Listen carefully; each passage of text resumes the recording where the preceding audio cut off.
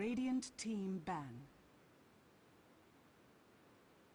Greetings and salutations, Dota fans. We're here for Championship Weekend of Monthly Madness Asia, and we've got our Final Four on the way in its entirety today, this Saturday. I'm AC, joined by Draskyl, and we've got, I guess you could call this chalk. I mean, coming into Monthly Madness Asia, if you're going to pick any two Chinese teams to be the most likely to make it to our Final Four, we're looking at them right here in Invictus Gaming and LGD. And they're going to be facing off, coming out of the same side of the bracket, so you can call this the Chinese Championship because the Southeast Asia Championship is going to be played later on. But for now, the ban's coming out very quickly. Chaos Knight and Leshrac banned out courtesy of IG. LGD not wanting any part of Chin and Lycan. I'm a bit surprised that we saw Leshrac banned out here already. I mean, don't get me wrong, he's a great hero, but I'm surprised that these two teams have banned it out this early, especially. And yeah, they are not messing around today, man. They came here to play, and Darkseer did manage to make it through the ban pick phase, so he's going to be seen first here. And okay, I don't even have time to talk because apparently both teams just kind of had this entire team planned out from the get-go. And I mean, yeah. I think that both responses are pretty accurate. Shadow Demon's great against Darkseer in general. Anytime you have a Soul Catcher, he's an innately tanky hero, so you want extra, I guess you could say, killing power against him. You're going to have an Invoker probably going to be going Sunstrike, or maybe they just wanted to take it away from Ferrari, because last time I heard he's a very, very good Invoker, so picks going up pretty darn fast. But I just wanted to say, like, this particular game, I think that IG is going to be feeling confident going into this best of three because LGD, in my opinion, came through a slightly easier two teams. I mean, not to take anything away from them, but in the very first round, they took out Hirosh, and then they beat eHome, right? So now they're up against IG. IG beat AL and Tongfu, which I think are two considerably stronger teams in their own right. So I think that today it's going to be LGD's turn to show if they really got what it takes. Well, Ferrari doesn't get a hold of Invoker. We'll see if he's going to be running the TA. Wouldn't be any surprises there. Rubik, coming. Jeez, these picks and bans are going fast. Compared to what we've seen pretty much all throughout the rest of Monthly Madness Asia, we're talking usually 15 minutes devoted to the pick ban phase. We're in less than 5 and halfway done now. Morphling rounds out the first 3 for LGD, but let's talk about Invoker and Shadow Demon. The Invoker pick very solid, given that IG, again, as you mentioned, Ferrari plays a pretty damn good Invoker. And aside from the hero just being strong in and of itself, being able to take that away after IG prioritized the Darkseer pick first, a pretty big deal. And if there's any trend I think we're seeing more than anything else at this stage in the Dota 2 meta, it's the Shadow Demon Invoker pairing. And you can put him with any number of heroes. We've seen him most commonly paired with Sand King. Morphling works as well because of the waveform and the damage output that gives you very early on. And of course the Sunstrike potential, basically turning any fight in a side lane that features the Shadow Demon and some kind of a follow-up hero into what's tantamount to a 3-on-1 or a 3-on-2.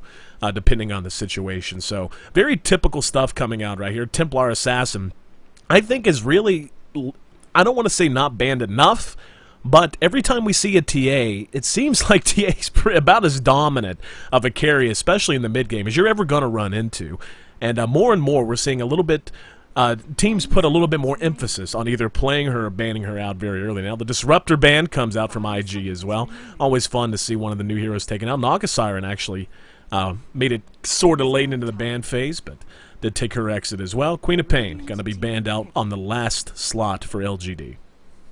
Things going by really fast still. I think TA, like you said, is maybe a little bit underused, especially in a mid-roll, because even against heroes like Invoker, I mean, especially with the meld, I guess you could say fix coming in because it was doing way too much damage before. It was actually bugged where I think it was calculating like the extra damage and your auto attack as to one hit, so the crits would just hit ridiculously hard. That's why people were always rushing out the Daedalus. So now that they fixed that, you're probably going to be just leveling up Refraction in the laning, which is great for taking harassment against a hero like Invoker. So you don't suffer from the range loss as much. Not to mention, if you're good at positioning, you can harass him with your passive to boot.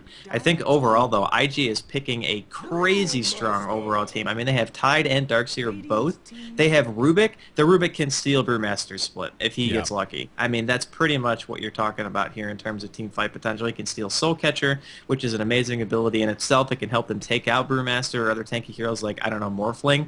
I mean, I think that IG's composition right now is very strong, and so is LGD's, but I feel like IG's might be a bit stronger in the very early phases of the game where it's obviously very, very important. You want to have a strong early, mid, and late game team, but early can dictate so much more, even if your lineup isn't meant to go for a better late game. And speaking of, they're going to pick up Annie Mage here as the last pick, so they're confident in their 4 very aggressive style picks. Lanaya, Darkseer, Rubik, and Tide can all apply a tremendous amount of pressure, not to mention they're 2 very, very good level 6 fighting heroes in the TA and the Tide Hunter. Not so much Darkseer because most people don't get his ult that early, but Lanaya can pretty much chase you to the ends of the earth. Yeah. I mean, you just can't get away from it. So if they ever overcommit to a team fight from LGD, they're going to be in trouble. Well, one of IG's first major decisions is going to be how they decide to handle and build this Anti-Mage. With Lanaya there, to carry them through the mid-game. You know, we always talk about just how dominant a Templar Assassin can be in the mid-game. That could open things up for an Anti-Mage to maybe go with the old-style Battle Fury, pure farm sort of a build, or they could opt instead to go with just what has become a much more standard Vanguard or just Manta first kind of a build out of Anti-Mage and really look to capitalize on their team potential in the mid-game. We'll see which way they want to go with it. LGD did round things out with Lina, and Lina's really been making a comeback early on in Dota 2's life cycle, way back towards the first international when the hero pool was, of course, considerably smaller. Lina very, very popular at that point. And she kind of fell off. We see her fit into a lot of pushing lineups here and there. I think she's a little more prioritized by some of the Eastern European teams as opposed to North American or even Chinese teams in a lot of cases, but more and more we're seeing her just thrown into lineups whenever teams feel like they need just a little bit more burst DPS, and especially in this situation where she's going to synergize with that Invoker and that Shadow Demon the way we had talked about. Her follow-up stun after the disruption is just going to create so many problems if Invoker handles himself well in mid, which I'm sure that's not going to be a problem when you're talking a squad as talented as LGD. All that said, by the way, while we have a pause, do want to say happy birthday, Chuan. See him typing in the chat here. It is his birthday, and he's playing here in Monthly Madness Asia, so want to give him much love, much thanks, much congratulations for putting another year in the books, and much good luck to his team as well as to LGD. So the game back underway. We'll run through the lineups while we have a chance. Zal going to be playing our Anti-Mage. Templar Assassin going to be handled by Ferrari 430. No surprise there. YYF playing our Darkseer. Tide Hunter going to be played by Faith. And our birthday boy, Chuan, playing our Rubik on the other side of the river. We're going to have Zal 8 playing our Brewmaster. Morphling handled by Sylar. Yao playing in the Ferrari preferred pick. Going to be going mid against Ferrari as our Invoker. Shadow Demon going to be handled by DD. And Lena, played by DDC. I think the laning coming out from LGD is actually pretty clever here. They're going to be sending the Morphling to the safe lane instead of the Brewmaster because the Morphling is the one they're going to be relying on more heavily during the late phases of the game to have a good start. And getting him more levels faster in the early stages too, you get the higher ranks of Morph, which makes you harder to gank. It gives you the burst damage potential of Waveform. Not only that, but it gives you a very fast replicant. And that's even more important, I would say, than even having the other two skills leveled at all because of the fact that we've seen it time and time again. You're just so mobile around the map that the hero is almost like trying to gank an Anti-Mage at some point, maybe even worse, especially if you're in IG shoes, because you're looking at their team right now. They have one stun basically, and Rubik isn't really a quote-unquote stun. And wow, okay, the entirety of IG, I'm sorry, just disconnected from the game at the same time. So hopefully their house didn't lose power land center or wherever it is they are, because that would be unfortunate. I was actually going to mention that this is probably one of the fastest starting games I've ever been a part of in terms of casting, maybe the fastest. Yeah, it's rare. I mean, especially for the Chinese teams.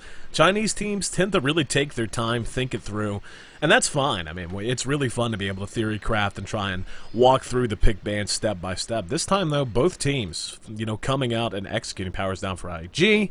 They'll be back very soon, so we can fill a little bit of time. In the meantime, hopefully, we'll give it a few moments, and then we may just have to remake or something like that, because we'll see. But either way, thank you for joining us. Again, if you're just tuning in, I'm AC, joined by Draskyl. This is our first best of 3 of the day, and it's going to be a hellaciously good day for Dota, my friend. IG and LGD leading things off here in our Final Four, with Orange taking on Zenith following this best of 3. And it just really doesn't get any better than this. On one side of the bracket, you've got, again, you can't help but call the two chalk Chinese teams. The two Chinese teams. And I think if anyone were to pick to go deep in the bracket, these two names would probably be at the top of that list. And then the Southeast Asia team. And the Malaysians of Orange Esports, and of course the Singaporeans, or I think that's correct, of of Zenith, led by the lone stranger in a strange land of Lota. But It's been a hell of a ride, man. We've seen some really interesting games, and interesting in a lot of ways. We've seen some really just high-level, true tip-top mind gaming Dota. We've seen some odd stuff, too, throughout the ride. And Zenith has showed us a lot of that odd stuff. We'll see if that's what they're going to be up to in our second best of 3. I'm looking forward to both best of 3s. I mean, this one I think is a little bit more important to me because of the fact that, like I said, both these teams are respective giants in their community, and I think that LGD is really the one who has to prove it today. I think that IG has already shown that they can stand with the best of the best, especially from China, and pretty much just come out ahead. So I think that going into this, LGD is going to be playing a very aggressive style, and this is something that I said as far back as the first time we ever casted Monthly Madness together. It's like if you feel like another team might have a slight edge on you, whether it be mentally or, you know, whatever you want to call it, if you think they have an edge, playing an aggressive style puts you in a position where you can compensate for that by always having your fist in their face. Right. I mean, basically for them it's going to be the best defense is a good offense, and you just want to have something like your Brewmaster, your Shadow Demon, and Alina Tri-Lane to kind of secure that, and that has ridiculously high kill potential. Yeah. Even though the Brewmaster is not going to get the fastest 6 in the world, if you have the Shadow Demon and Alina roaming, depending on who's going to be bottom lane from IG, you still have a very good start for the Brewmaster in terms of farm, and there's still really high kill potential mid, especially if this Invoker decides that he doesn't want to go Sunstrike and wants to go for the Quadswax instead, or even if he does go Sunstrike, he can still get Cold Snap, and if you get Cold Snapped against a Shadow Demon Lina combo, you're dead. Yeah. Even if it's TA. Well, with just looking through what LGD is going to have going on early, I think it would be a bit of a mistake to not at least put some priority on getting the Exort up early. Whenever you just look at, again, you're talking the Disruption, you've got the Light Strike Array as a follow-up stun, you're going to have the Clap as well, that serves as a sufficient enough slow that it may as well be a stun at the early stages of the game, then Morphling's Waveform even. There's just so many ways Invoker's going to be able to help out any lane, no matter who's ganking, who's the aggressor, what's going on. Just so many ways to slow the opponents down, and so many ways to keep them locked in place to guarantee that those Sunstrikes land. And, you know, it's an option that we may see more Quas-Wex kind of balance, I guess, coming out of mid, but, you know, again, I think, especially going up against the Templar Assassin, that's a hero that in our Invoker is going to want to really keep under control, going to want to do everything he can now in last hit, and keep at least sort of under wraps in mid. We'll see, though. I mean, again, I think the most important decision to be made on the map early on is how Animage is going to build. Are they really going to push to get a lot of the damage done in this game in the mid-game? Are they going to go ahead and go with the Vanguard and Manta style sort of a build and to go ahead and work with Templar Assassin and synergize off of the level 6 potential that comes out from the Ravage and, of course, Darkseer if and when he decides to take his wall? Or are they going to go ahead and say, you know what, we got 4 heroes, especially with the Tide and with Rubik able to steal in one of any number of very solid abilities they're going to be heading at him, that they can hold the line while we allow our Animage to farm up? It's a really hard decision to make. The way that I see it in this game is if you're in Animage's shoes, you see the lineup that LGD has, and you're like, okay, Shadow Demon, Laguna Blade, a Brewmaster, and an Invoker, not to mention the Morphling. I'm just going to subtract him from this equation, and that's one of the highest damage dealing carries in the game in the later phases. It's just a matter of if he builds tanky, he's still not really safe. Yeah, exactly. I mean, if he gets a Vanguard and Treads and a Manta, he's going to be significantly more tanky than he was. But depending on how good this Tri-Lane does, and I think there is a lot weighted on LGD's Tri-Lane to be certain. I mean, even if IG decides to put down like a Darkseer safe lane and Tri-Lane top, I mean, I'm just saying, you know, for the sake of argument, if they do that, if they don't kill that Darkseer over and over again, then they're going to be in trouble. This lane absolutely has to crush. This is the point of the lane, is to just completely shut down whatever it's against. And if that doesn't happen, I think the Animage wouldn't be too hard pressed to go for something like a Battle Fury because, again, if he gets those tanky items up fast, yeah, he can fight, but is it really going to keep him alive? I mean, it's really going to be down to coordination. Who has the better start depends on what the Animage is going to do, I think. Yeah, no, I agree with you completely. And the thing is, if he decides to go with a Battle Fury first sort of a build, it's not like that's like a total, oh, okay, he got a Battle Fury, therefore he is unable to participate in anything ever. He's going to have damage output. And when you talk about the way that's going to work with Darkseer, with Lanaya drawing a lot of the attention as well, given, stipulating, I should say, that she does have at least a Midland start, which, you know, pretty typically, whenever you see a Templar Assassin taken mid, it takes a lot to really keep a Templar Assassin down. Refraction just so potent in keeping her alive and allowing her to get in her opponent's face. And as you mentioned, make sure her fist keeps the other fist out of her face as well. But yeah, I mean I'm kind of with you so far as IG's lineup. I feel like it's about as strong as you're ever going to see picked. LGD's, though, might be one of the more lethal early game lineups we've seen in a long time. Just the more you look at the abilities, every single ability, from Dreamcatcher to Dragon Slave, all of the abilities that even you don't think much about, that they're going to be bringing to bear, as at least compared to the bigger name abilities such as Sunstrike, Clap, what have you. Anytime, there's basically any two heroes on LGD, especially levels 1 through 4, 1 through 5, they're going to be able to isolate pretty much any other two heroes on the map, and if they have the advantage and get the first stun or disruption off, it's going to be almost a guaranteed kill every time. So IG, as strong as their lineup has to be, can't really make too many mistakes early. Darkseer, as you mentioned, almost certainly going to be solo laning against, possibly against the tri-lane. But like, that's a good example. He just can't make a mistake. If he dies 2 or 3 times, all of a sudden they're behind, and the potency of their lineup moving through to the mid-game is going to suffer a lot, and that really limits their options and how they can build their Anti-Mage and their Templar Assassins. So the onus, I think, early on is going to be on LGD. IG, instead, is going to be looking to just play solid, get to level 6, and capitalize on what's given to them. I agree. I think that LGD's tri-lane is actually clever for a lot of ways. I mean, not only the disruption lets you land your stun and your clap for pretty much free, but it's also a pretty good lane to spam down the wave, especially if one of the supports ends up getting arcane boots. You can basically just use it every single time it's up. And whenever they get a kill, or at the very least, they could just push the wave as hard as they want, depending on who they're against, and then just try to dive for kills. Yeah. I mean, that's also another opportunity. You're diving against an early game Anti-Mage who is basically never going to be TPing to a fight if he's not in the lane himself. And then you have a TA who's probably going to be about the same. Mids won't carry TPs until, like, usually it's like 7 or 8 minutes where you see people starting to get TPs. And just in general, this lane will dive you if they see you and you're in a bad spot. So I think, again, like you said, IG is going to be very, very hard pressed in whatever he faces. And it's not like their team is a bad level 6 team. It's actually ridiculously good. I just think that LGD's is a little bit better because they have Brewmaster and they have, for sure, follow-up. They don't have to worry about the Rubik stealing something amazing. I mean, no matter what he steals, it's going to be useful. Right. But there are some abilities that he really wants to get. Like, if he can get Brewmaster ult somehow, that would be huge. Oh, yeah. I mean, that would be, like, game-breaking. I mean, obviously, he's going to want to steal stuff like Morph if he can get it, so he can get the bonus HP from that. A Waveform is actually one of the cooler abilities that you can steal because it gives you the mobility and the extra nuke. Yeah. I actually think Fable with level 3 or level 4 Morph rather is like 600 burst damage, so it's like getting a free Laguna Blade. Yeah. And actually can steal that if he wants to. Yeah. I mean, there's just so much potential. I think it's going to be down, like I said, to just execution and early game to decide this game. I'll tell you what, the more, staring at LGD's lineup, something that may come to bear as a real advantage for them around that level 6, tail end of the early game, period of the game is going to be their sheer ability to survive and extricate themselves from fights when they choose. You got Brewmaster's ult, you've got the Morph and the Waveform to get Morphling out of trouble, QQ Walk for Invoker, Disruption that can work on himself or on his friends for Shadow Demon, and Lena's just kind of boned. I mean, she can throw out a Light Strike array and try to run away.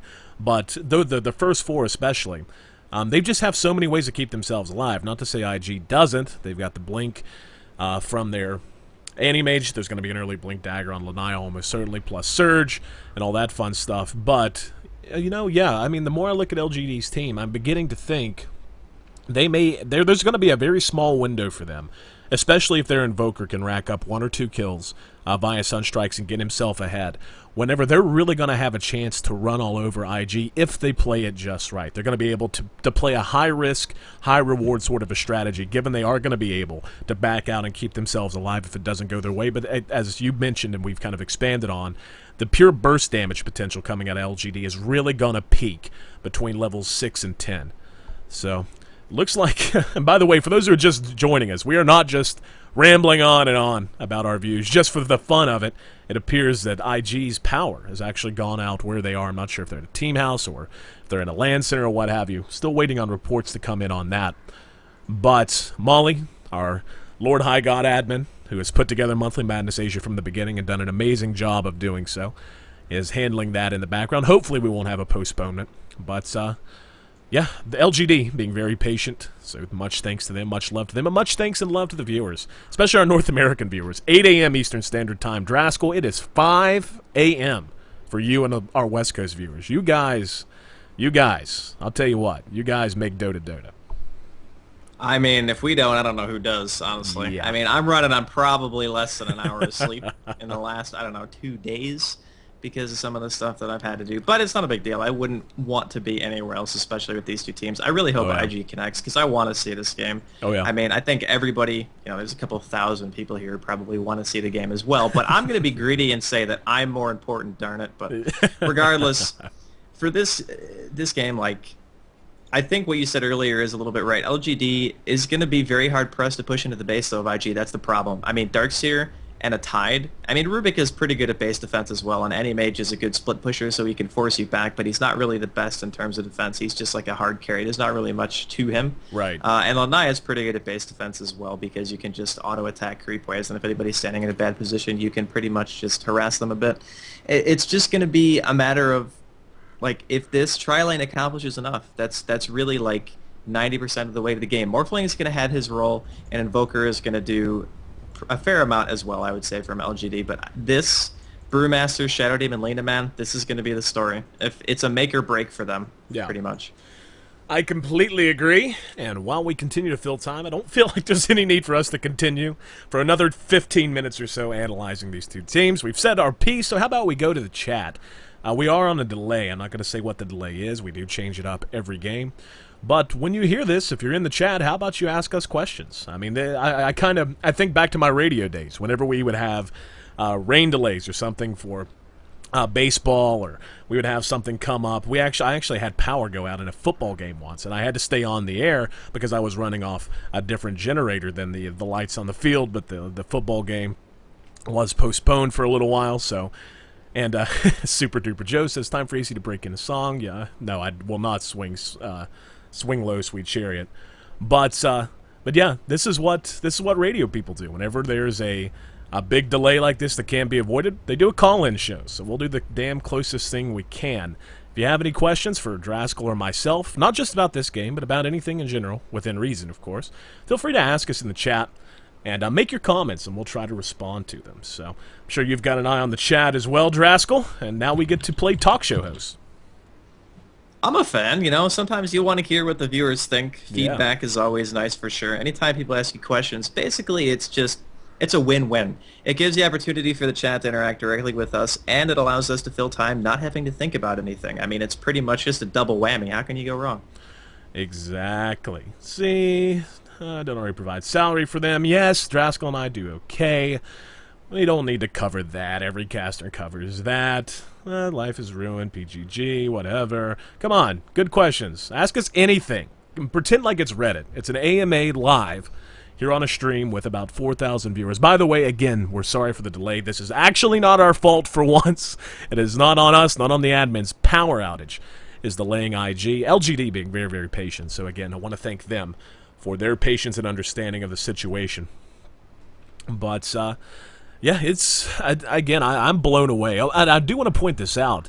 More observant viewers, or those who are maybe just a little bit more familiar with what's going on in Dota 2 right now, will already know this, but all 4 of our Final Four teams are going to the International too. We are seeing all 4 are invited to the International. That is mind-blowing, and really is a testament to what Molly has accomplished in putting this tournament together and the pure strength of the field.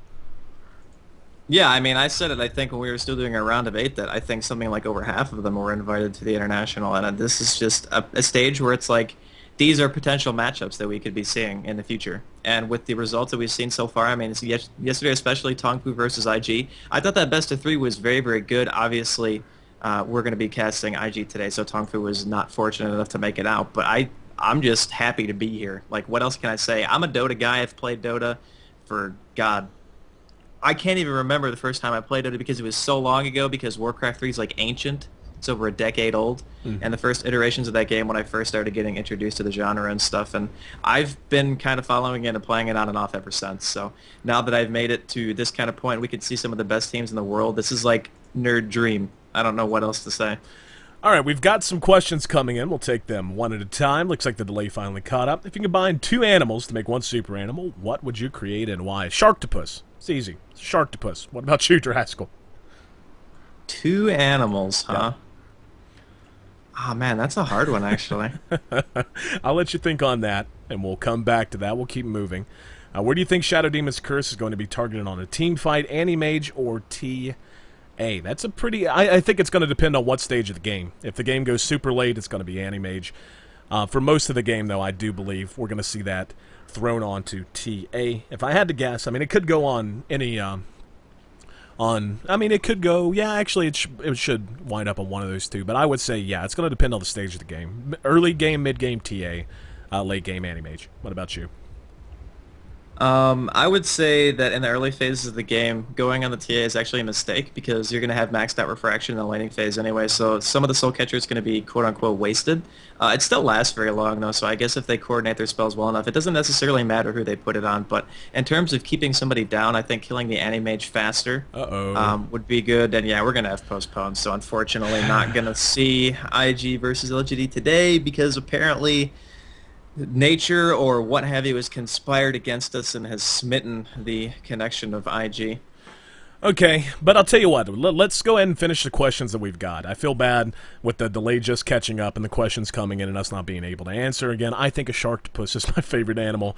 We covered the TA question, and I think we both have similar answers there, even though you think it's a mistake. I think personally it would at least help limit her a little bit, allow them to try to burst her down before she gets too up. Let's see. AC as a caster, do you feel you have evolved personality in these last few months?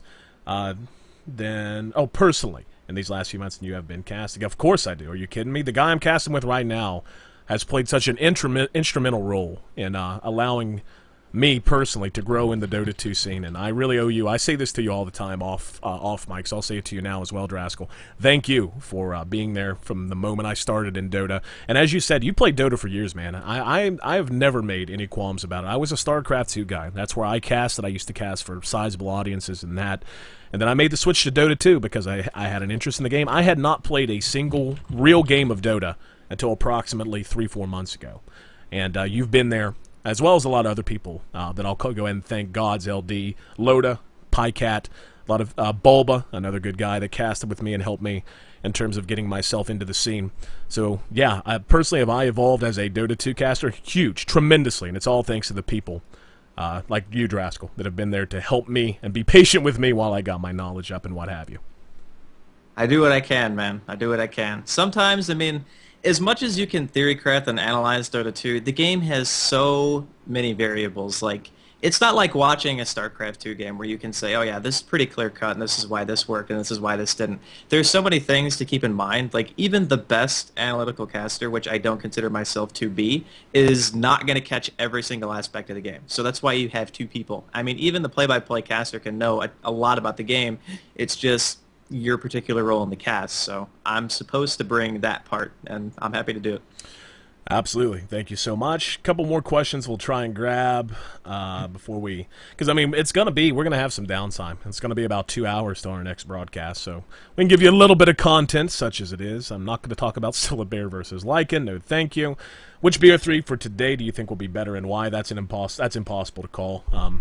I think Draskyl and I think both of us might have maybe looked forward to this first one a little bit more just because it is two gigantic powerhouses, both of which have the potential to win the International too. I'm not going to speak for you. I'll let Draskyl answer himself, but I just kind of get the impression. I know that's the case for me. Is that about the same with you, Draskyl?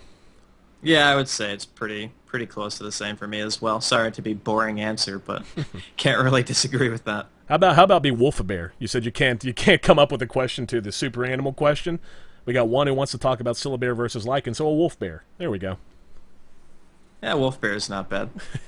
Might as well go that route. I'll just take the easy way out, and whatever they suggest, I'll just go with. Always the populist. Always the populist. One that keeps popping up, are we going to be at the International? Yeah, we will. It's the first time we've said that in public, but we will be there, and that's all we need to say on the matter. We will be at the International, so you can expect to see us there. And we look forward to seeing and meeting everyone in Seattle.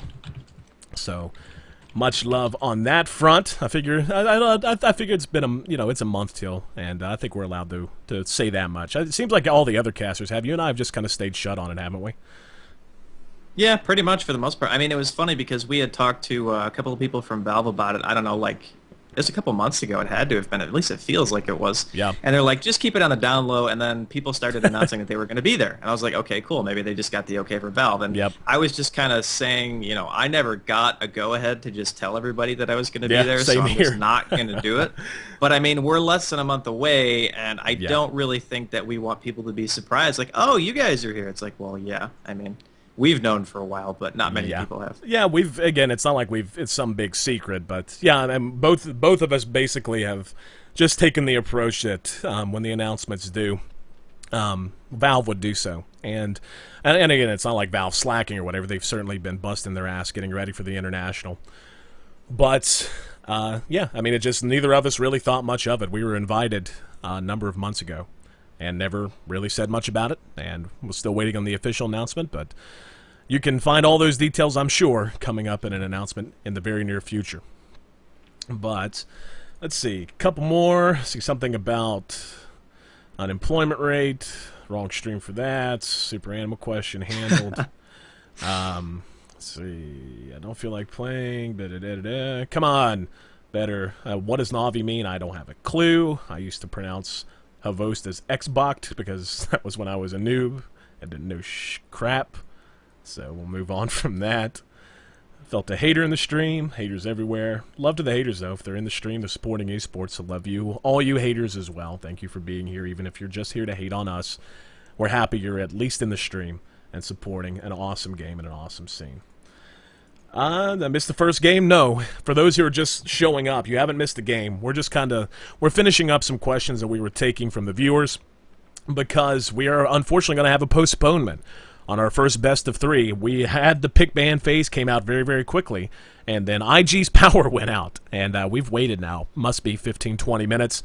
There's been no movement so far as getting that the game underway. Looks like the power remains out in whatever part of China IG happens to be in, so we're just going to have to postpone that. It sucks, man. I don't know how else to put it. It's like we got into the game, fastest pick ban phase I've ever seen in my life. No. People were here before the match started. I was like so happy because, like I said, I'm running on pretty much 0 sleep right now. So when I got up, I was like, you know, you feel like you got hit by a truck, like you put it before the cast started. And now I'm like, well, now we got 2 hours. Do I go back to sleep and then wake up and feel the same way, or do I just stay up the whole time? And I really wish that this actually just happened, you know? Yeah, I agree. Here's a legit question. How old are you guys? I am a grandpa compared to most people in esports right now. I am 27 years old, will be 28 this coming December. What about you, Dras? 3 years younger, so 24. Gonna be 25 soon, no worries. Yep, halfway to 50. Doesn't it feel grand? Let's see. Rock of the Slayer says, AC, which kind of casting do you enjoy the most? Radio, SC2, or Dota?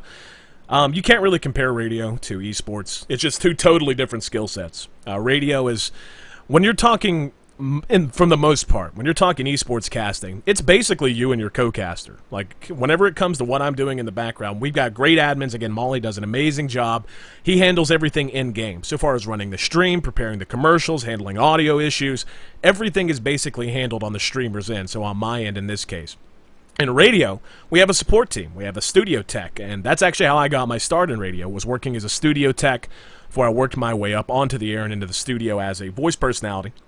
But it just doesn't compare, so I'm not even going to... We'll leave radio out of that. So far as StarCraft 2 and Dota 2, I love Dota 2. StarCraft 2 I casted for more than a year and enjoyed maybe 1/10 of the success and the fun and just the amazing community across that year than I have in Dota in just the last 4 or 5 months. The Dota community has just blown me away, and I have no intention of casting anything else. I plan to cast Dota 2 for the remainder of my esports career, at least so long as it's around. Still love SC2, don't get me wrong, but I think I've certainly found my home so far as where I belong in doing this kind of thing.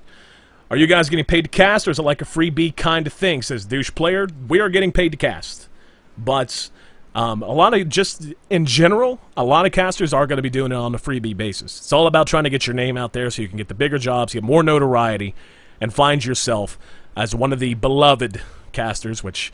You know, I think we do an okay job. I wouldn't say we're beloved. We're certainly not a Toby. But, I mean, but who is? Toby just a monster on the scene and has done so much to build interest in this game. Really deserves a ton of credit from everyone for all that he's done to make this particular scene or this particular section of esports what it is.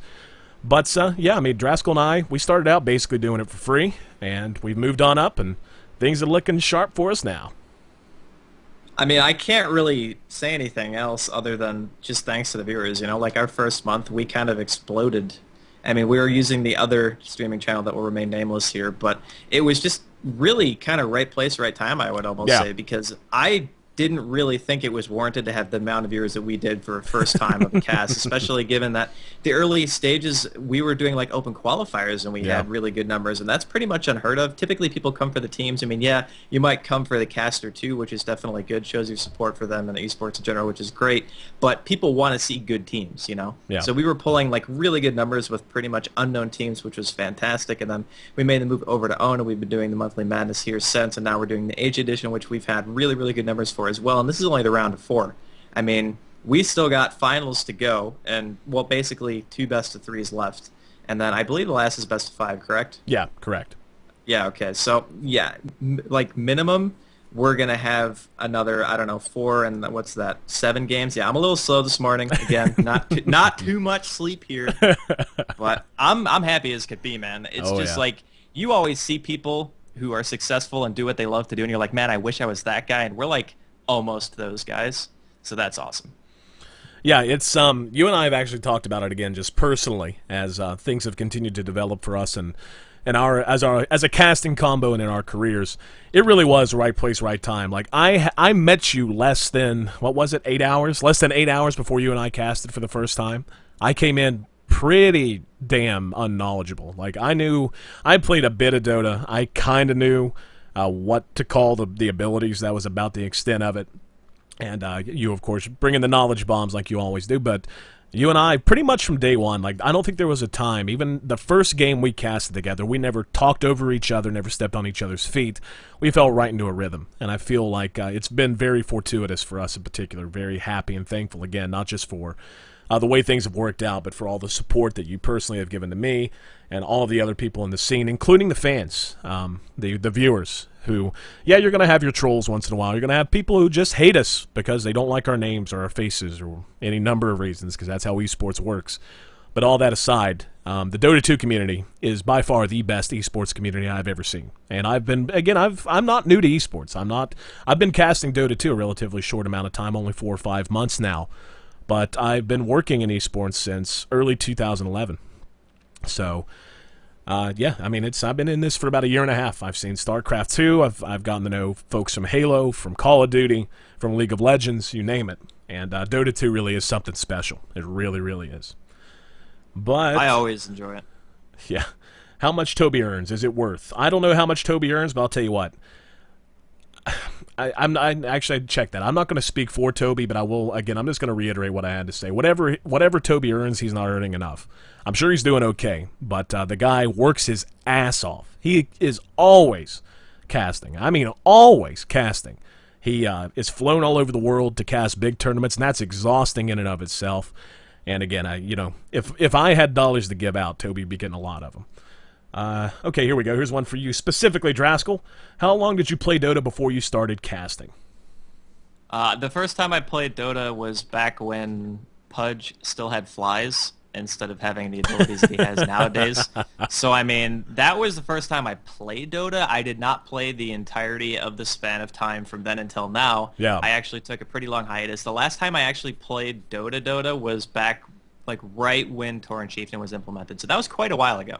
I've missed, I don't know, the better part of like 15 to 20 heroes being added into the game.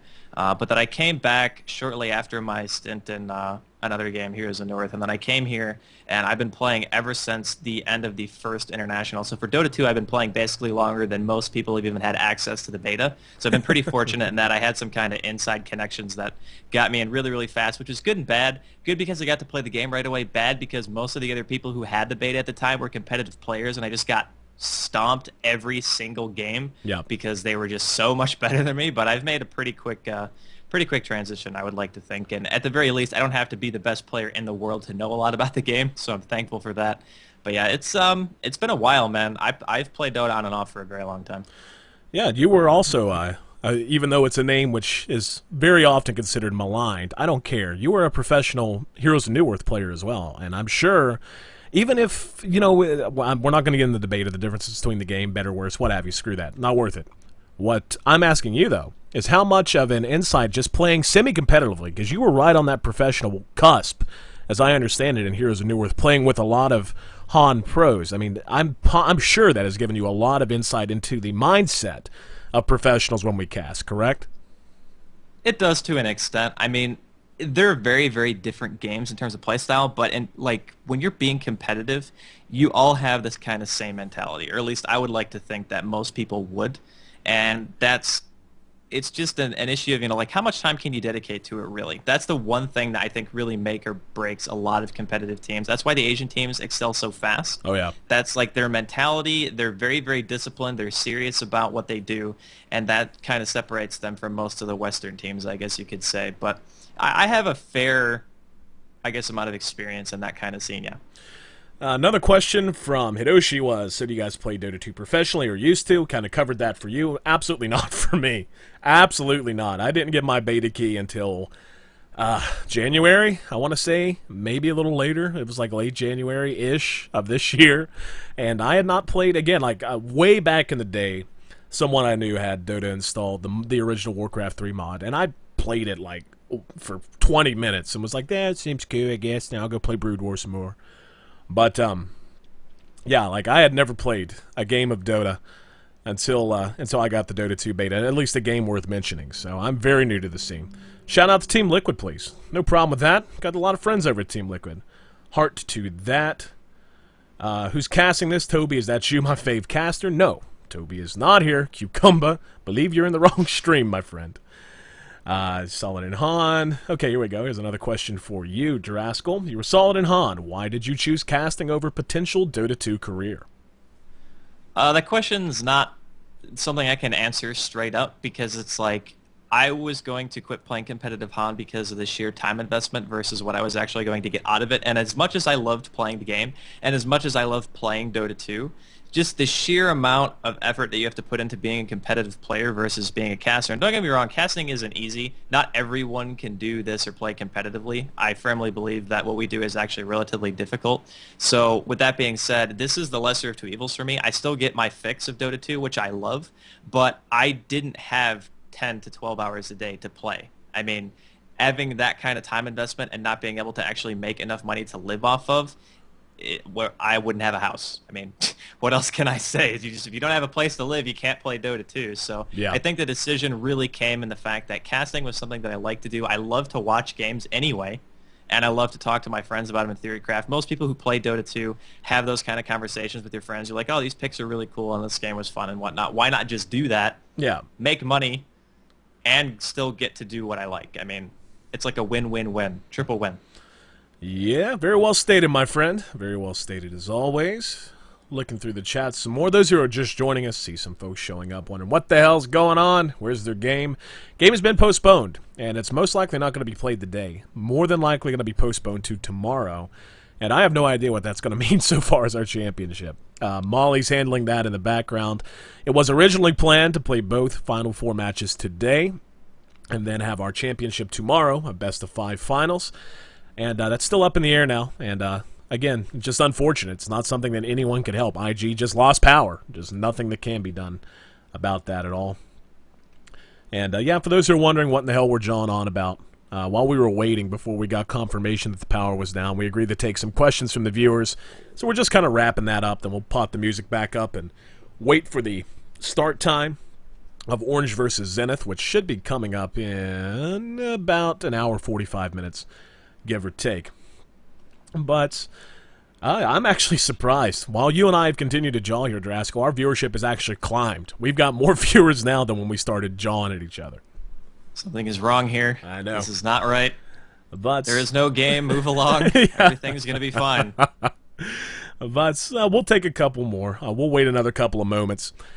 Just because you guys are being so cool. And there are lots of other good streams, by the way. We hope you won't close our stream out, and we do hope you'll come back to it in about an hour and 45 minutes, give or take. But plenty of good Dota going on. The GSTL finals are going to start sometime relatively soon. I can't remember what the exact start time of that is, if you are a StarCraft 2 person like I am. Navi missing some players. Match on start also. Looks like we're not the only stream that's being delayed today. I have a question, says NKZX. And again, we are on a delay. I'm not going to state how long the delay is. Just know that it is multiple moments, somewhere greater than 2.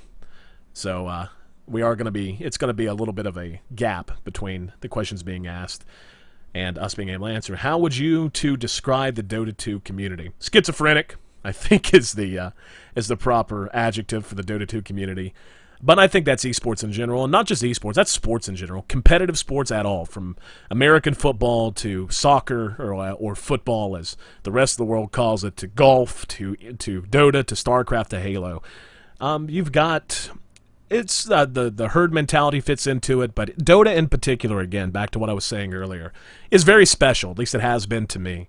It seems to me it's a lot more united in a lot of ways, just because Dota started out as this quote-unquote underground mod that grew up and went through all of these massive growing pains, different versions, and the community kind of had to stick together to allow Dota to grow and to consolidate and to become what it is today. And I think that lineage bears itself out in the North American and European scenes especially. And I think that's one of the things that makes the Dota 2 community, for all its faults, and there all are faults, plenty of them, and any number of communities involved with online gaming.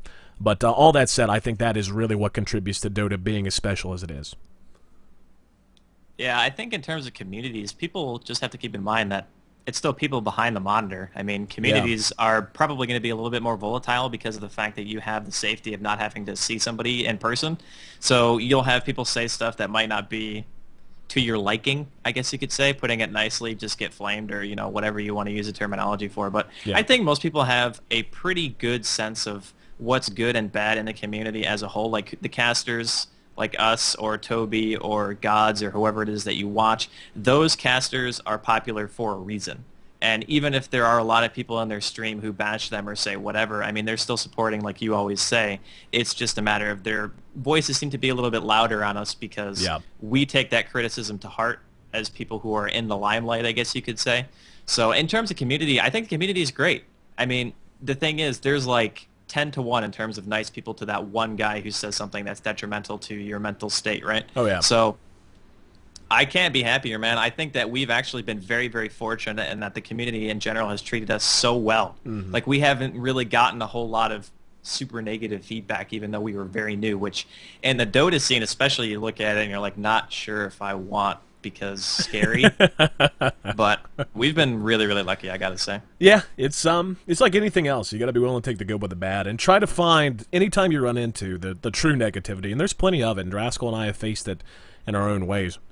When you run into that, what you have to do is try to turn off the emotional center and go, okay, this guy is obviously really upset with me or with our cast for some reason, but whether or not he's right or wrong, what can I learn from his comment? And if you can take that approach, it makes dealing with things a lot easier, and it makes improving on yourself and taking criticism and reacting to the community's desires much, much easier.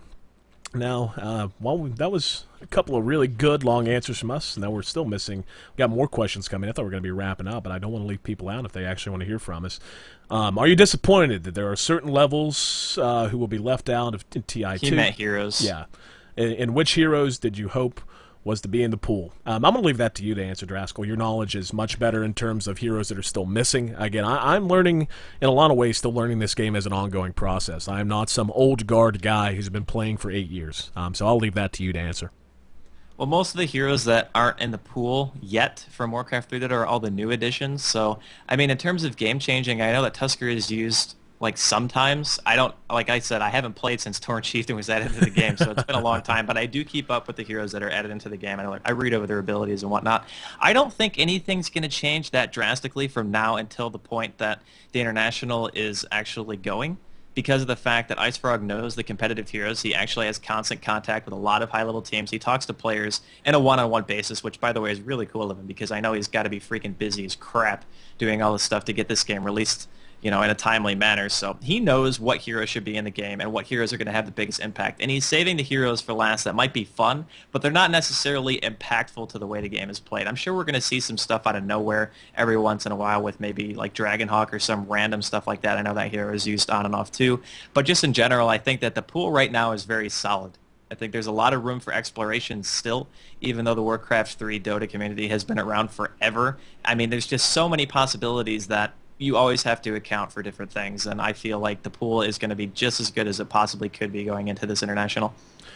Very well said. Continuing to look through the questions, for those who are just arriving, again, I don't think it's a bombshell. It's just something that we didn't intentionally hide it, but we didn't talk a lot about it because we were kind of waiting on other announcements to be made. But yes, Draskyl and I will be at the international #2, so we'll see you in Seattle. That said, finals tomorrow, says Celestial Priestess. That's on Molly. Let's see. Pro Cupid has a crush on Draskyl. That's awesome. Bromance, man. Bromance. Bromance, dude. Ain't nothing better than bromance. Little man love up in this piece. Answering questions. Yes, we are answering questions. Oh, Jaywalker. I'm not sure if Jaywalker's the person I think he is, but if he is, howdy. I'm pretty positive that's our good buddy Cal. And he asked the question, where is it? Could you share any knowledge of the casting plans in Seattle? Nope. Not because we don't want to, but because, we know basics. And there will be multiple casters, multiple casting teams. There's no surprise there. But so far as actual organization, how it's going to work, that's yet to be at least talked to us about. It's, again, we're not keeping anyone in the dark. These things are just being sorted out. So if there's anyone who's going to know that, it's going to be Toby. And I'm not saying to go inundate him with messages, but if there's anyone who's going to know the exact score things, anyone who Valve is talking with consistently, more so than other casters, probably going to be Toby. Yes, Seville, we already answered that. We will be in Seattle. Counter TA. Vino does a pretty solid job countering TA. Yep, there we go. And Just Stop It, being a boss, answering those questions, so we'll leave him to that. I love seeing activity out of the chat. Same for me, same guy, saying just talked. Yep, no power for IG. Again, to reiterate, for those who are just tuning in, the reason we are jawing talk show style is because IG's power went out, and we had our match canceled, and I just feel guilty just being like, oh, LOL, guess we'll see you in an hour and 45 minutes, and muting the stream, so we're trying to provide you guys with whatever content we can, even if it is just us mouthing off. Psyox... Oh, by the way, I don't mean to cut you off, yeah. But we do have a unconfirmed scheduled match time for the replay of the LGD versus IG best of 3. Okay. It's supposed to be tomorrow at 8 a.m. Eastern, so same time as it would have been today if they didn't have the power outage. Excellent. Draskyl, keeping up with Molly in the background. And again, want to give much love, much thanks, and much respect to Lord High God Admin Gosu Molly, who has really put this thing together from beginning to end. This has really been his baby, his brainchild. Monthly Madness 1 was kind of my thing. Molly, though, has done just a truly mind-blowing job with Monthly Madness Asia. And even when things like this, that just can't even begin to anticipate, when things like this come up, he has always reacted very well, very quickly, and just handled it with the utmost courtesy and professionalism. So anyone who's a fan of esports and wants to show love to the people that really drive esports, make sure you thank the admins and the organizers such as Molly. He deserves so much credit. You think there's going to be a big skill gap at TI2, says Rocco the Slayer. No, I do not. The teams that are going to be heading to the international are, again, we've got 4 of them today. Well, we were supposed to have 4 today. We'll have 2 more today. But our entire Monthly Madness Asia Finals is populated by teams, or Final Four, I should say, is populated by teams that are going to the international. When you look at major tournament results, you'll have some upsets happen, and that's fine. It's supposed to happen. But no, there's not. I don't think there's just going to be any real stomps. Not any more than can be expected. Sometimes teams are just going to have a rough go of it. But no, I think this is going to be a much closer, quote unquote, sort of match style coming out of the international #2 as compared to the international 1. It will be for sure. There's not even a question in my mind, man. You're talking about like $1.6 million being thrown around here in prize money. And that was the last announced, whatever prize pool. And not only that, but the reason why some of the games are so one-sided in the first international is because some people had like a week or 2 weeks maybe to play the game. How many of you can honestly say that on a new engine with different hero pools that you would be good at anything after only a week or two? I mean, even if you were practicing non-stop, which I'm sure that some of the Asian teams definitely were, but a lot of them were also splitting their time between Dota 2 and just regular Warcraft 3 Dota.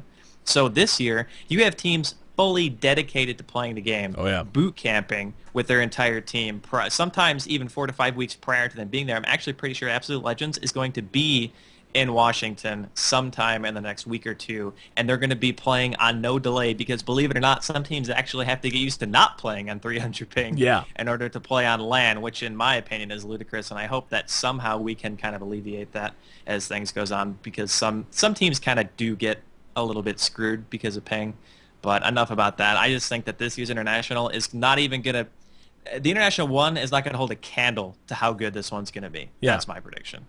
Very much agreed. Hidoshi says, question that wasn't answered by someone else. What are your favorite teams ATM in terms of play style to cast?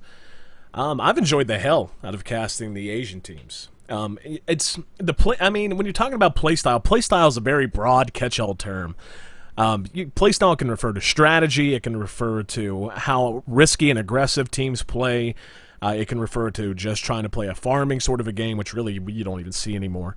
But I mean, that's a tough call to make. I mean, the obvious answer is to go with something that's like, oh, obviously Dare is fun to watch because they pick really odd heroes sometimes, and Zenith will occasionally pick a sniper just kind of cuz, and that's fun to watch. But I mean, I think one of the teams, well, they've struggled of late, but a team I've loved to watch very consistently is Absolute Legends, just because they have been so consistent in their team composition. I like watching them. I like watching Quantic a lot. Quantic, especially when Korok gets himself a Morphling pick or a Templar Assassin pick. Korok is just ultra aggressive, takes a lot of risks, but he's got the skill and the team to allow that to happen. I like watching Quantic a lot. And of course, they have the tie to itsgosu as well, so I enjoy watching them. I mean, it's tough to call. Na'Vi, just how all-around good they've been for so long. It's just astounding to watch them. Even when they lose, even when they're upset, it's fun to watch them lose. I hate to put it that way, but when they lose, it's because something really, really amazing happens, so that's fun to watch too. But what about you, Dras? I've become a fan of the Asian teams, man. I think that IG, especially after watching them in this tournament alone, their play style, and this can be said for pretty much all the Chinese teams, is like they love to play aggressive. And it's so funny too, because oftentimes you'll go into a stream and people will be like, "Oh man, Chinese game's gonna be farm fest." Like that's not been true for like a year. Yeah. At least. Yeah. I mean, you walk into a game now and just look at the heroes that LGD and IG both have. I mean, they're looking to try to fight. They're looking to try to solidify an early game advantage. You had heroes like Shadow Demon, Lina, Invoker, Brewmaster, Morphling. All those heroes have great early game potential. And then you have the Darkseer, obviously, Lanaya Tide, and Rubik. So all those heroes very, very strong in their own right. And they do have some kind of fallback. The Morphling was for LGD, and then the AM was for IG. So they have some kind of safety net. It's just a very aggressive, but not quite all-in-ish style of aggression, which I think is probably going to be more the norm, I would say, closer to the international too, just because of the fact that if you can make it work in the early game, then your mid and late game become tremendously stronger because of the fact that you do have that safety net who's going to be getting all the farm in the world, especially when you pick a good team that is able to skirmish in unfavorable positions, like having a Tide or a Darkseer. Those are heroes that have such a high impact that you can turn a 4v5 fight and still not lose everyone, or at the very least come out even. Right. So with that being said, I think we're going to be seeing a lot more of that stuff in the very near future as other regions kind of see the style of Asian teams, because there are some Asian teams that stay up all night to scrim against European and North American teams, but not everyone does. So I think there's not going to be too much surprise from anybody coming out of like North American or European teams when they play up against any Asian teams, but there's still probably going to be a little bit of a shock, I would say. Yeah. Cucumba, only in esports would a question like this arise. My wife said one of you has a sexy voice. Which one has the low sexy voice? Tell your wife I said hello and my name's AC. I don't know for sure if you're referring to me, but my years of talking into microphones in dark, damp rooms and radio studios makes me think it might be. I bring the voice, knowledge, or Draskyl brings the knowledge bombs, and somehow we make it work. Showtime says, "Oh my God, will this ever start?" Again, sorry, Showtime. Our first match was postponed this morning, not because of anything we could help or even the teams could help. The power went out where IG happened to be playing, and we've moved that match tentatively to 8 a.m. tomorrow. I'm pretty sure that's all but confirmed now, so you can pretty much bank on that. And we'll be adjusting our championship schedule as well for the finals. But again, Draskyl and I just kind of hanging out, talking to the chat instead of turning the music back up after having this many people here. If this many people are willing to show up at this time of day, at least for North Americans, we're damn well going to at least talk to them and thank them for being here any way we can. Let's see. Meepo, wonder when... Okay, that's not really a question. That's a comment. Game was postponed. ProCupid. Okay, everyone's answering that. It seemed like there was at least one more question. And again... We'll shut up eventually, and I'll turn back on Caravan Palace because that band apparently appeals to every person on the planet. Since I've started casting Dota, and this is no lie, I get more tweets, emails, comments, questions about Caravan Palace being in my playlist than I do anything else. Like, literally, I receive every time we stream, I get at least 1 or 2 tweets or 1 or 2 comments or 1 or 2 questions about who that awesome old-timey swing band that happens to be half electronica happens to be.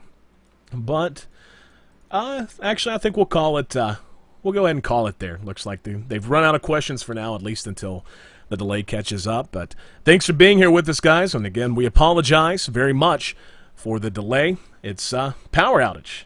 Kind of taking IG out of things. That game will be played tomorrow, though. So make sure you tune in tomorrow at 8 a.m. and we'll be figuring out what we're going to do so far as rescheduling our best-of-5 finals. In the meantime, though, stick with us. We're just about an hour and a half away from our second best-of-3 of the day. Going to be Zenith taking on Orange, 10:30 a.m. Eastern Standard Time, 16:30 Central European Time, 22:30 SGT. No idea what that means, but that's what Molly uses to set the Asian time, I suppose. I'm AC. Draskyl's here with me, and why not? Jolie Cockwine by Caravan Palace. Listen to them. Enjoy the tunes. We'll be back. See you soon.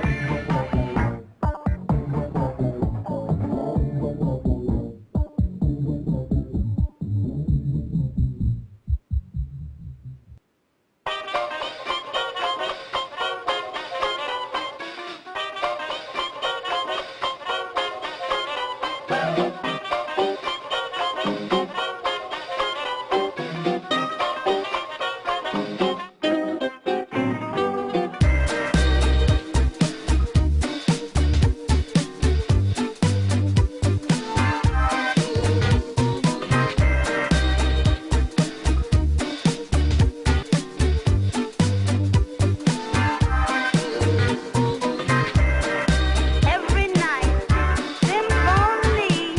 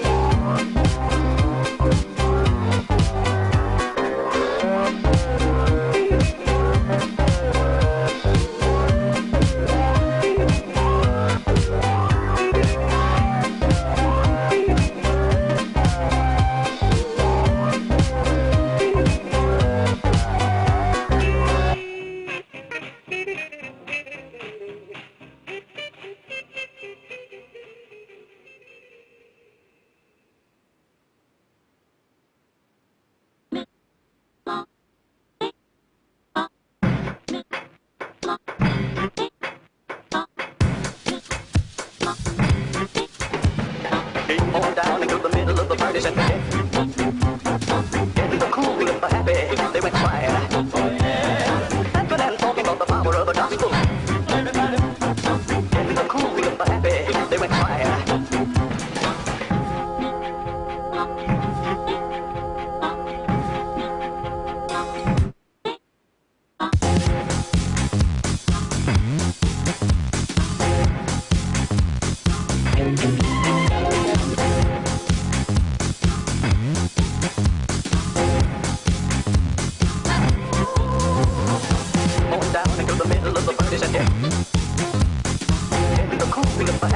They went fire. Purple and talking about the power of the gospel. In the cool of the happy, they went fire. Seems to feel the beat, look as I found it. Why don't we keep the rhythm till body's down? Now people want to stop the frenzy happening, but I need to stop the sound, yes it's right.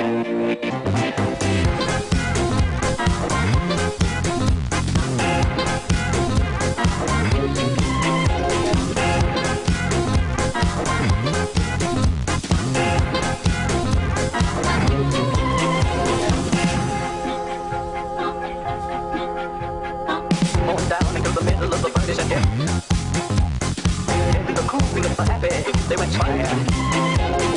Purple and talking about the power of the gospel. In the cool of the happy, they went fire.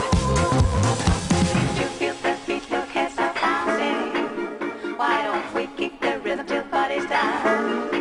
Now people want to stop the frenzy happening, but I need to stop the sound, yes it's right. Seems to feel the beat, look as I found it. Why don't we keep the rhythm till body's down? Now people want to stop the frenzy happening, but I need to stop the sound, yes it's right.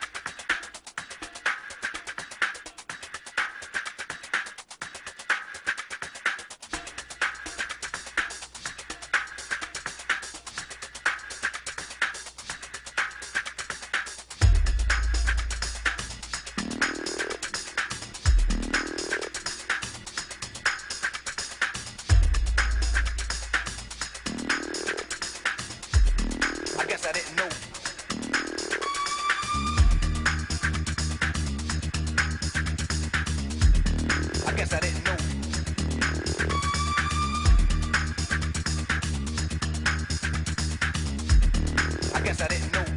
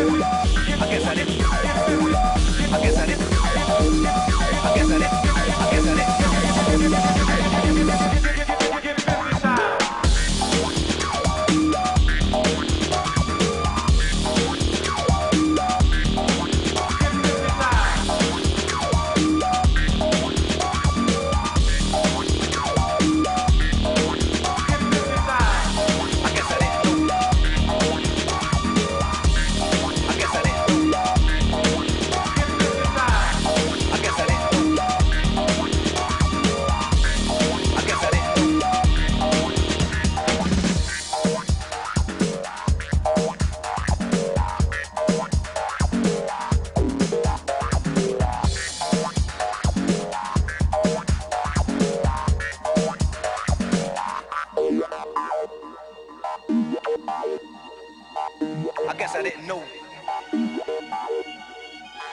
I guess I didn't know. I guess I didn't know. I guess I didn't know. I guess I didn't know. I guess I didn't. I guess I didn't know. I guess I didn't. I guess I didn't. I guess I didn't. I guess I didn't. I guess I didn't. I guess I didn't know. I guess I didn't know. I guess I didn't know. I guess I didn't know. I guess I didn't know. I guess I didn't know. I guess I didn't know. I guess I didn't know. I guess I didn't know. I guess I didn't know. I guess I didn't know. I guess I didn't know. I guess I didn't know. I guess I didn't know. I guess I didn't know. I guess I didn't know. I guess I didn't know.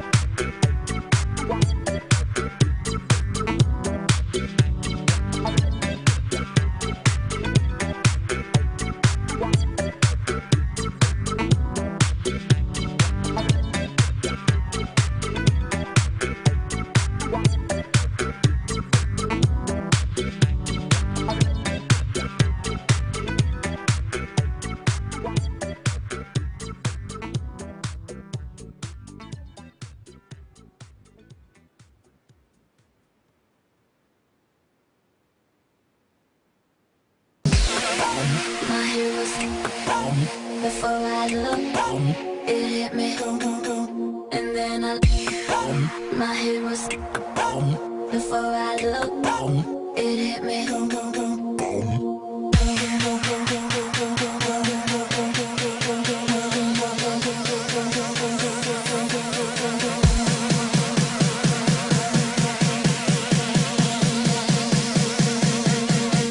And then my head was before I looked, it hit me. And then my head was before I looked, it hit me.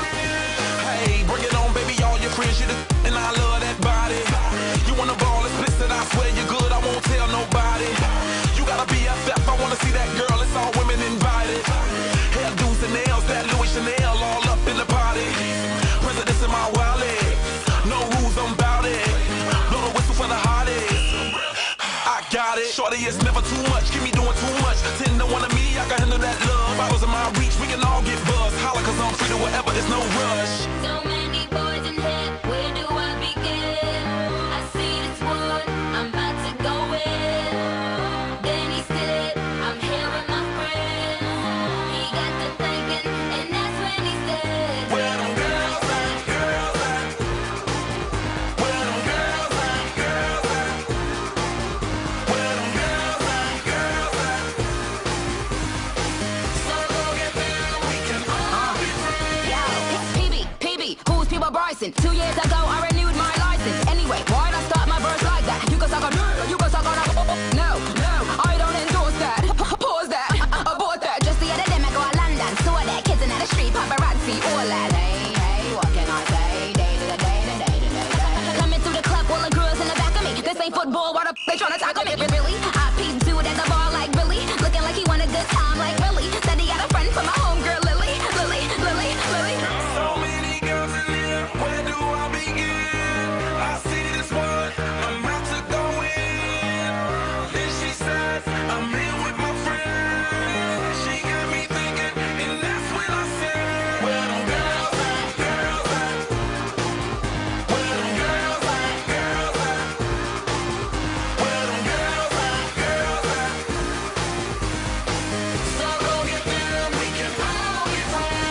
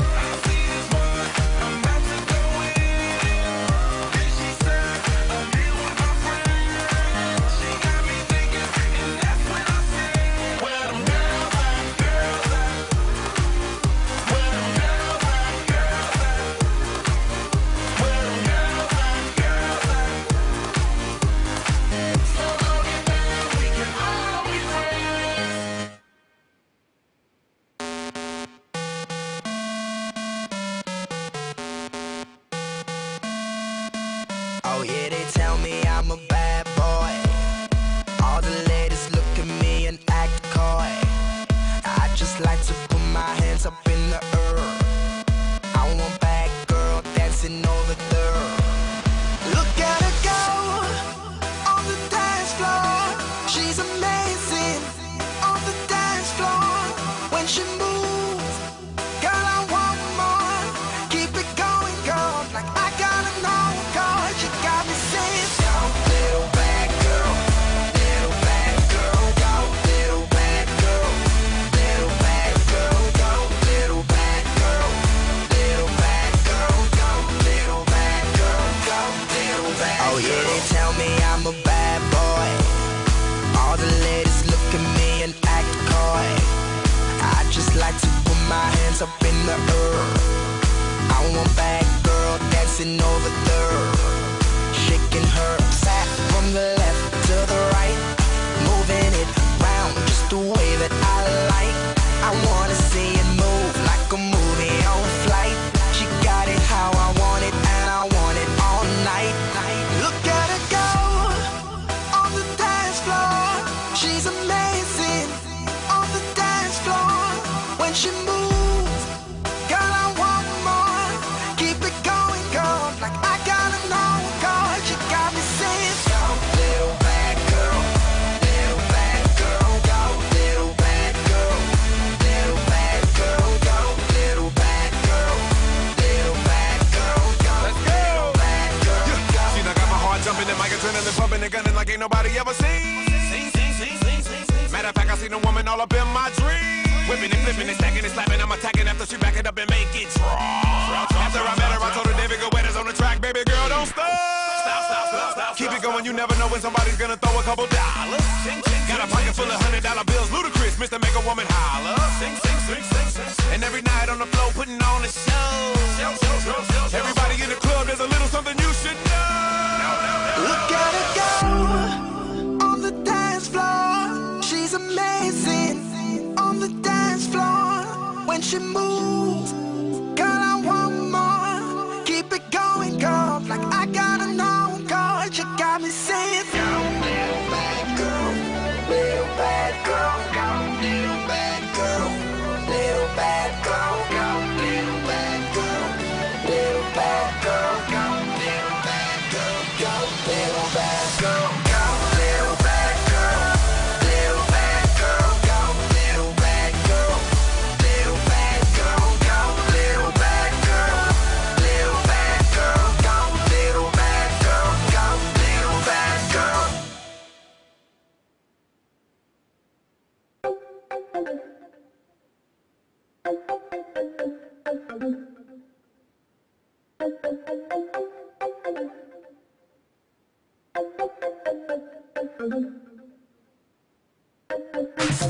Doctor, need you back home, baby. Doctor, where you at? Give me something. I need your love, I need your love, I need your loving. You got that kind of medicine that keep me coming. My body needs a hero, come and save me. Something tells me you know how to save me. I've been feeling real low, oh, I need you to come and rescue me.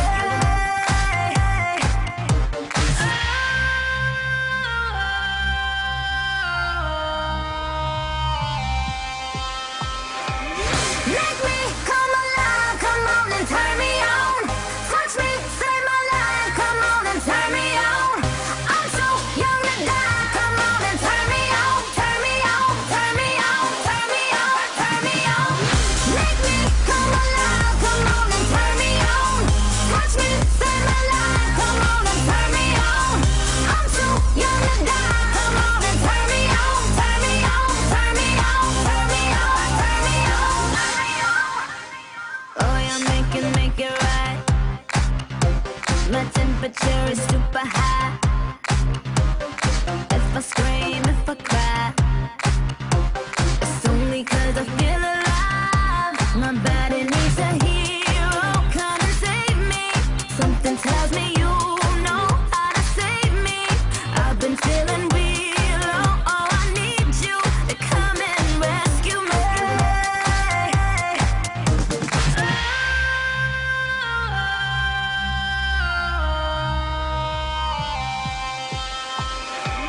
Make me come alive, come on and turn me on. Touch me, save my life, come on and turn me on. I'm so young to die, come on and turn me on. Turn me on, turn me on, turn me on, turn me on.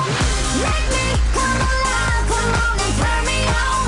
Touch me, save my life, come on and turn me on. I'm so young to die, come on and turn me on. Turn me on, turn me on, turn me on, turn me on. You got my life in the palm of your hands. Come and save me now. I know you can. Don't let me die young. I just want you to father my young. I just want you to be my doctor.